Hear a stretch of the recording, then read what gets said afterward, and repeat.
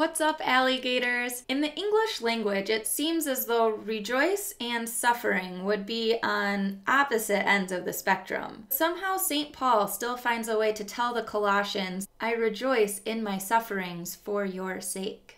St. Pope John Paul II wrote an encyclical entitled Salvifici Doloris, which means saving passion. This apostolic letter is all about how our suffering is tied to the suffering of Christ on the cross, how he redeemed suffering, not abolished it. Today I'm going to be walking through my 3 favorite quotes from this encyclical, so stay tuned.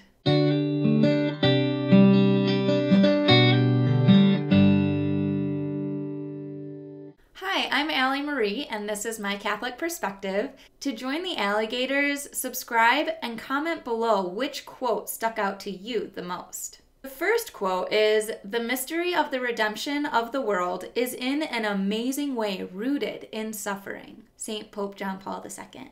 To me, calling the redemption a mystery is something I feel isn't done enough. How did somebody die on a cross and suddenly all the sins of the world were forgiven? Yes, it was God's work, but it's still quite a thing to wrap our minds around. We hear St. Paul say in 2 Corinthians, "For as we share abundantly in Christ's sufferings, so through Christ we share abundantly in comfort too." As you heard in my conversion story, I had one of those everything comes in threes moments in December of 2014. I had a brain tumor removed, my oldest older brother died 2 days later, and then a guy who I thought was about to propose ended up finding a new girlfriend. When I would pray the rosary during that time, I remember feeling so much more unified with Christ on the cross. My prayers suddenly held so much more weight. They were coming from a place deeper within my heart because of the pain that I was experiencing. Have you ever tried working out while angry? It's a similar effect.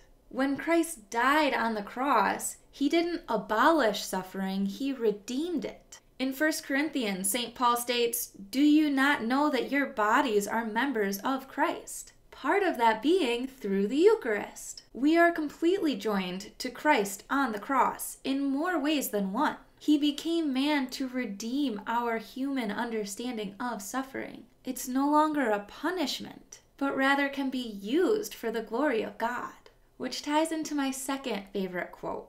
St. Pope John Paul II said he heard Christ say, "Come, take part through your suffering in this work of saving the world, a salvation achieved through my suffering, through my cross." Being a part of Christ's body, we are now a part of the work of saving the world, whether it's cancer or death, the flu or a broken bone. We can offer our sufferings for the redemption of something else in the world. Perhaps for a sibling taking a difficult exam, a starving child in a third world country, a father looking for work. Whatever we choose to dedicate our suffering to, the Lord uses it in a way outside of ourselves. When I was going through my triad of suffering, somebody had sent me the song "Though You Slay Me" by Shane and Shane. I still have a hard time getting through that video without tearing up. I'll even link it below for you. Talking about how none of our suffering is useless. It's doing something. There is zero aspect of this life that is not inherently entwined with our spiritual nature. Which brings me to the third quote. Suffering invokes compassion, respect, and intimidation. When Christ is thought of on the cross, we have compassion for everything that he went through to get to that point of hanging on the cross. Undying respect for not even trying to fight back. And intimidation. What if that were to have happened to us? How is this any different than the suffering of our brothers and sisters? When I see somebody going through chemotherapy, compassion for them and their families. Respect. Look at what you're going through. Look at what testimony you're going to have. And intimidation. You are going to be so much stronger through that. And it could have been me. Is suffering painful?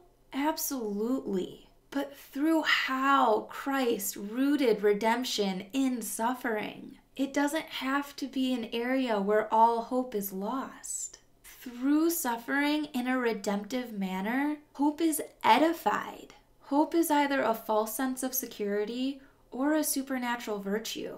Accessing it as a supernatural virtue in the midst of suffering comes down to offering our suffering with its redemptive properties. There is nothing that we can offer God that He can't use for His glory, no matter what the originating source is. He truly is a good Father. Tomorrow I'll be talking about emotional suffering, how to process and forgive those who have hurt us the most. After all, isn't that what Christ did on the cross by stating, "Forgive them, for they know not what they are doing"? He offers us a similar opportunity to overcome the devil's interjections in our lives. After all, when bad things happen, God isn't the one causing them. It's the devil. He's fooled us into thinking that God is who causes the suffering, when really it's been Him all along. Perhaps there's something you're suffering through today that you can apply this new knowledge to and offer it up for the glory of God's kingdom. God bless and take care. We'll see you later, alligators.